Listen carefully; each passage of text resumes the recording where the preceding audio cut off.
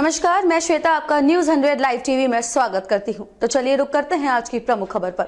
ED के 9वें समन का जवाब 31 मार्च तक व्यस्त हूं। हेमंत सोरेन ने कहा फिलहाल पूछताछ मुमकिन नहीं। एजेंसी ने 31 जनवरी तक मांगा था समय।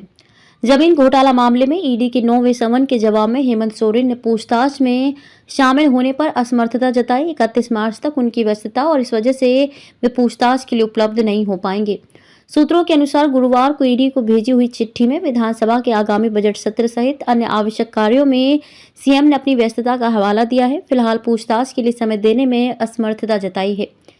ईडी ने 20 जनवरी को सीएम आवास पर आकर पूछताछ की थी। उसी वक्त संभावना जताई थी कि अभी और पूछताछ हो सकती है, जिसके बाद 23 जनवरी को प्रवर्तन निदेशालय ने सीएम को समन भेजा था, जिसमें ईडी ने सीएम को 27 से 31 जनवरी के बीच पूछताछ के लिए समय और स्थान बताने के लिए कहा था।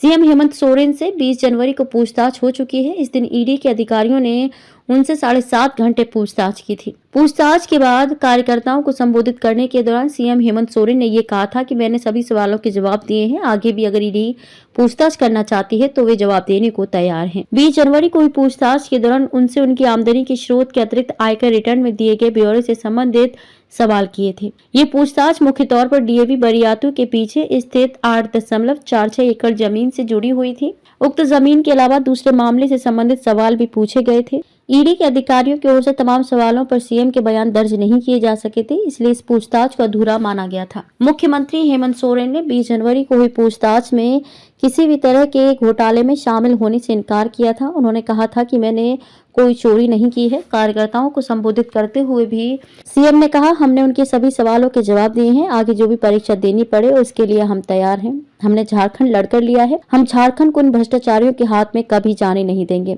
सरकार बहुत मुश्किल से बनी है। सरकार बनने के बाद से ही हमारे खिलाफ षड्यंत्र चल रहा है। राज्य के विकास के साथ हमने इन षड्यंत्रों को नाकाम किया है। इनके पर को कुतर कर ही हम आगे बढ़ रहे हैं। अब उनके ताबूत में हम आखिरी कील ठोकेंगे। खबरों में अब तक के लिए बस इतना ही। फिर होगी आपसे मुलाकात ऐसी किसी बड़ी खबर के साथ। तब तक के लिए नमस्कार और देखते रहिए न्यूज 100 लाइव टीवी।